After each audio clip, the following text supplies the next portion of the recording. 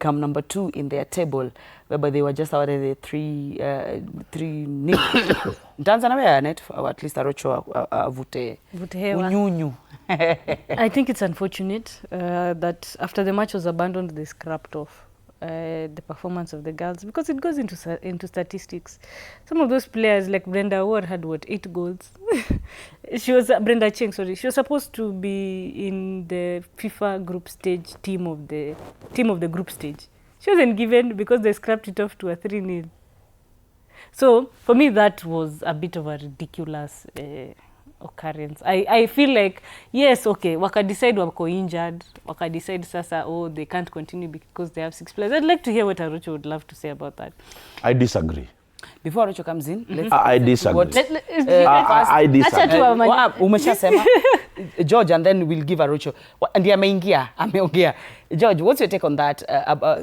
The 13 goals kutolewa jo, wataona baki na 3-0. For the match to be scrapped off, that is controversial because sijawahi like such kind of a decision that you play the game, then you are being told your game is going to be scrapped off, you are going to be denied the good performance you showed, and that has affected the girls. We saw the way they perform in the next game. It really brought some significant challenge to the entire squad, and for me, I feel like we were denied a chance maybe to go all the way to the final, because if we finished top of the group, we could have been in the final. So us being brought down to the second position, we had to face Tanzania. That was we had to face Uganda. That was a big challenge for us, and we do hope next time we shouldn't see such kind of a decision in a key tournament, in a key match. Papa Fred Arocho, you are disagreeing with Annette. Well, the law is the law. Yeah. You know, like any other game, football has its way to govern it. That match was abandoned. You know, football has terminologies. A match which is abandoned, a match which was rained off, if you may use that word. When a match is abandoned because of reasons which are not made by the team that was leading, or in any way, that match is null and void. It's null and void because it didn't end. And that's why I have a problem when they talked about when Gor Mahia played Nairobi United and the game didn't end, and then somebody wakes up and say that was a draw. For me, that is ridiculous. It has never happened anywhere. When a match is abandoned, there must be consequences. Who caused the abandonment? Now, we'll start with the simple rule of football that you cannot play if you're below 7 players. Once you have 7 players, you can play against 11. But if in any case it goes below 7, then that match cannot proceed. So when that match doesn't proceed, it's assumed that the team that could not field the 7 players caused that abandonment. Now, once it's abandoned, anybody else who scored, inakuwa 0. And then they give you the administrative goals, that is 2 or 3, it depends on the tournament. For CECAFA, I think it's 3 for an abandoned match of that nature. So it's just the law. Unfortunately, the law this time around was not on our side. I appreciate what she's saying about the players who had scored goals and, you know, scoring an international goal. It really leaves a mark. But if you scored that goal, I still believe you scored it. We have to go by the rule book. But CECAFA has a rule book. Don't you think that the Sudanese team took advantage of that rule? Well, the Sudanese, I think this was their first. This is their debut. First outing, in this tournament. I think they just ran out of steam. But see, that's why no, they took advantage. You know why I'm saying they cannot take advantage? Because it didn't help them in any way. Yeah, sure. If they took advantage and qualified, then you can look at it from that angle. But this is a decision that, one, I'm sure they were sanctioned.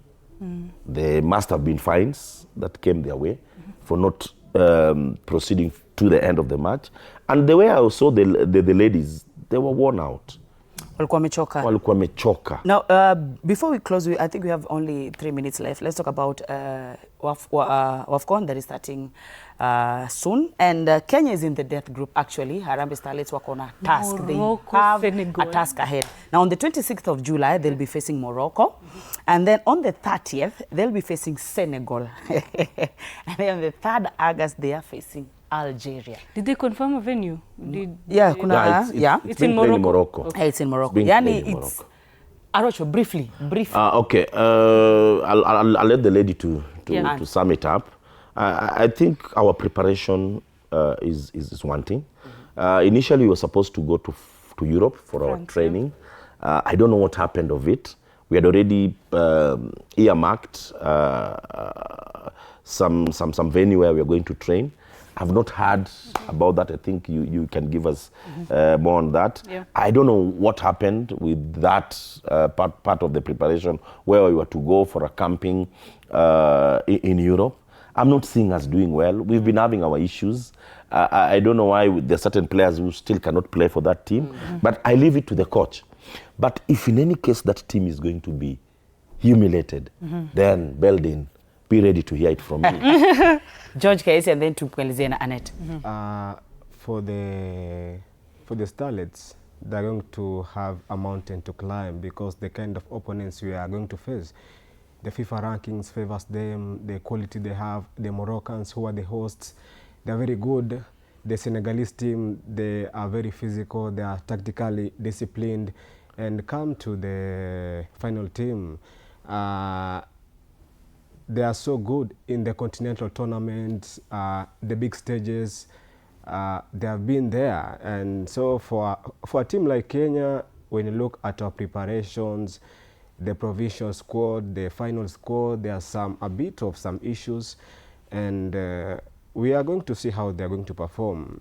Personally, I just hope they'll go there with their heads high. I hope Coach Beldin is going to bring the team together, prepare them mentally, psychologically, because it's going to be a very tough assignment and a very big assignment for the entire squad. I think just to finish up, we qualified for AFCON on merit, so that's something we need to congratulate ourselves on.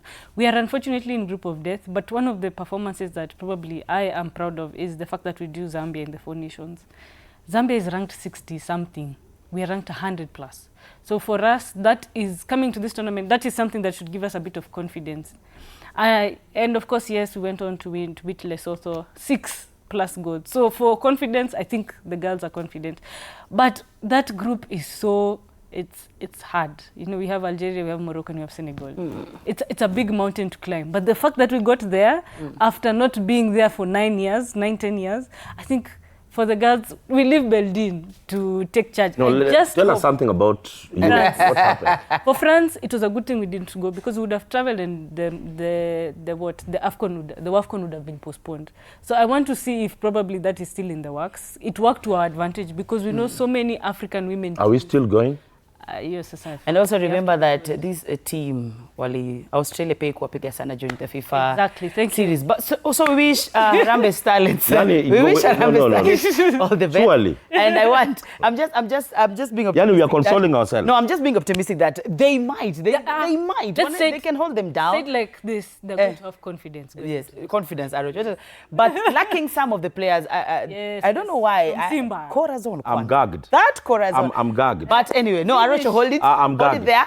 Now, ladies and gentlemen, we'll discuss that on mine. Thank you so much, George. Thank you so much, Arocho and Annette. And to all our viewers back at home, thank you so much. All those who sent in their thoughts, thank you so much. This is Monday Blitz. Each and every single Monday, we'll be here. All right, see you next Monday, same time. Actually, today at 4 p.m., World Cup Extra. I am Katela Macy, and good morning.